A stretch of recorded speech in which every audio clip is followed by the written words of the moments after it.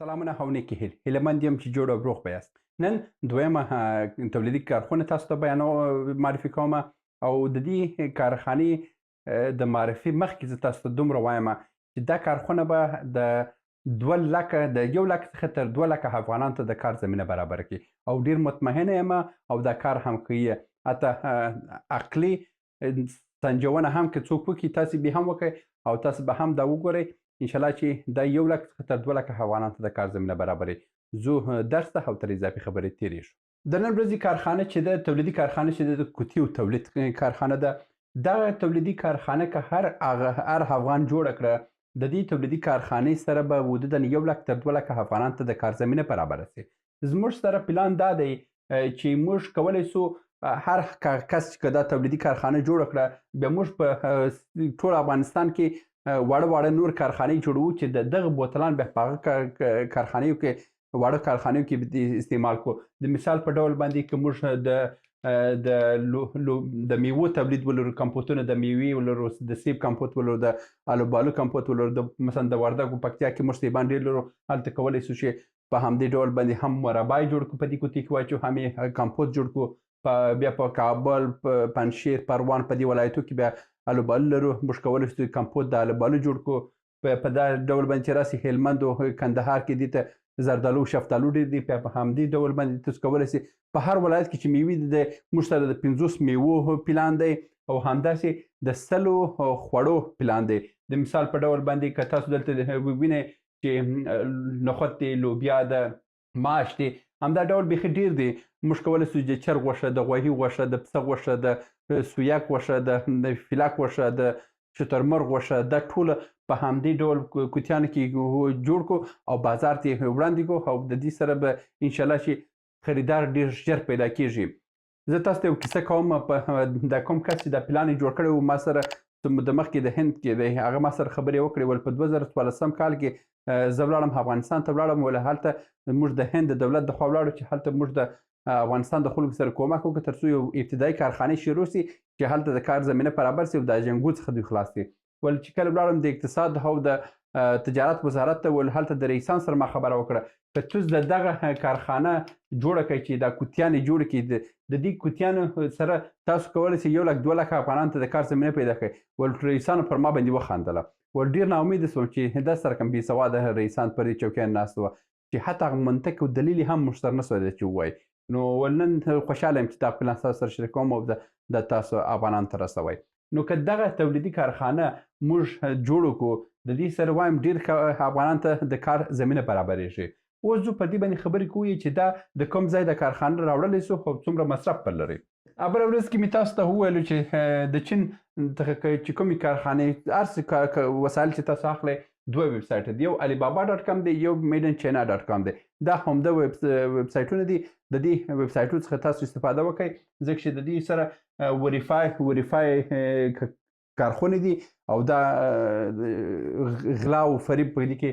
چلو دوکه په دې کې نشته. نو تاسو کولی سئ د دې څخه یې واخلئ. اوس دا که یو کارخونه څومره مصرف لري موږ ابتدایي سروې چې د کړې په دې ابتدایي سروې کې که یو څوک کارخانه جوړوي د 100,000 کوتیو دپاره د 15 میلیون څخه تر 10 میلیون ډالره مصرف لري تر څو هغه وسایل او هر څه راوړي او په افغانستان کې مځکه او هغه سالون جوړ کړي د 15 میلیون څخه تر 10 میلیون ډالره. او هغه څوک چې یو کارخانه جوړ کړي چې د 500,000 کوتیانې تولید کړي د 10 میلیون څخه تر 20 میلیون ډالر مصرف راځي. او هغه څوک چې یو کارخانه جوړ کړي چې 1 میلیون تولید روزانه وسي بیا هغه د 20 میلیون څخه تر 30 میلیون ډالر پر دې باندې مصرف راځي. او دا تاسو کولی سئ د چین څخه بیا د ازبکستان په لار باندې راوړئ او دا پر ټول باندې مصرف هم کمیږي. اوس دا محاسبه کومه چې که موږ یو وړه کارخونه ولرو نو د دې مصرف به څومره سي. د مثال په ډول باندې موږ محاسبه کړې ده که یو څوک 1 میلیون تولید ولري د ورځې دخوا یو کوتي باندې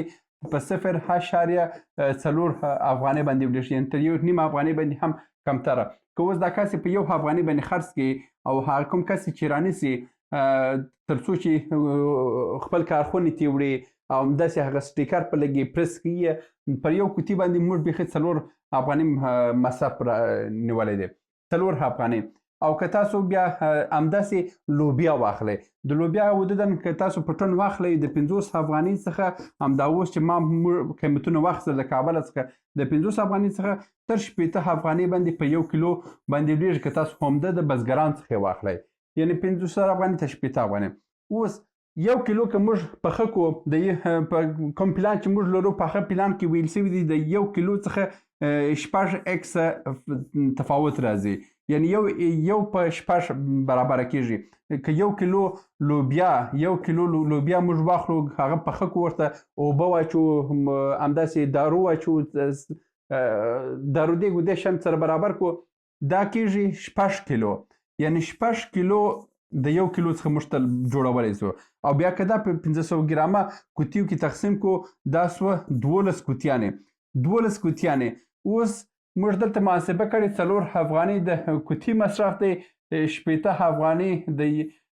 1 کیلو دا څه مصرف کېږي همداسې وګوره 40 افغانۍ د 12 کوتیو مصرف کېږي 80 افغانۍ د دې دا څه مصرف کېږي د لوبیا مصرف کېږي او 40 روپۍ نور هم خلاصه 110 افغانۍ موږ په دې 1 کیلو باندې که مصرف وکړو 12 کیلو دا څه به ځینې برابرېږي او 12 کوتي چې ځینې برابر سوه یوه کوتي پر موږ باندې 10 افغانۍ ولیږي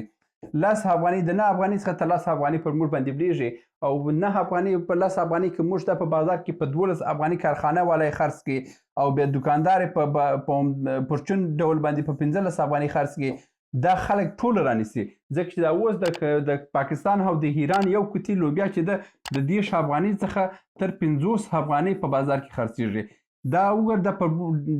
ډېر پیسه ده او که موږ په 15 افغانۍ خرڅ کړو دلته زیاتره افغانان د شپې د خوا دیګ نه کوي ځکه چې که د پسه غوښه د غویي غوښه د هر څه په 50 افغانۍ او په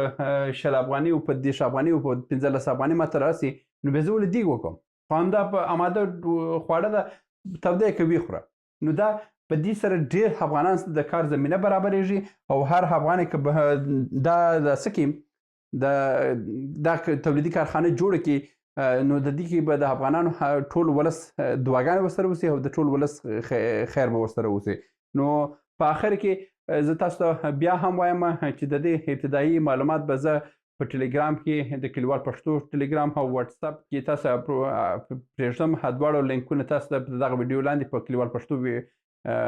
یوټیوب کې تاسو لیدلی سئ هغه کې کلیک کړئ او لاړ شئ د معلومات ترلاسه کوئ. هر هغه افغان غواړي چې کارخانه ځان ته جوړه کړي د دې کارخانه دا کارخانه ډېر فروشات لري او انشاءالله چې ډېر افغانان به نور هم د کار زمینه ورسره برابر سي. موږ فقط په خرید کې ورسره مشورې ورکوو چې څه رقم دوی خرید وکړي او حتی چې بیا کله کارخانه جوړه سوه په فروشاتو کې هم زه ورسره ډېره مرسته کوم تر څو دې وسې کړی دغه ټوله برته په فروش کې واچوي او نور افغانان ته هم د کار زمینه برابره کړي. زیاتره هیوادوال مو همدا غوښتنه کوي چې خپل ارتباطي د اړیکې شمېره زه یوه هیله دا لرم چې ځکه چې زموږ ډېر افغانان د همدې ډول اشخاصو د لاسه دوکه سوي دي نو زه نه غواړم چې په همدې لارې کې سره اوسم. ما فقط معلومات زه سره شریکوم نور معلومات تاسو خپله کولی سئ پیدا یې کړئ او زه نه غواړم دې کار کې سره یو ځای سمه ځکه چې تر اوسه پورې تر 100 زیاتو خلکو ماته زنګونه والي چې موږ کارخانې موږ خپله راوړو په افغانستان کې دوی سره یې جوړوو یا هر څه موږ کوو ته فقط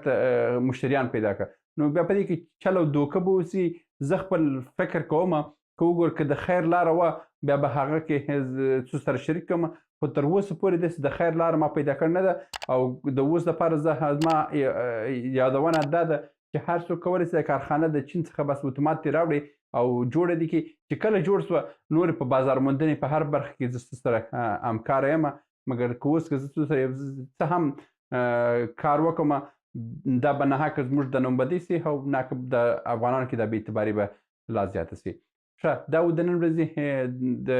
کوتیو جوړولو پلان تر بیا مو په لاس.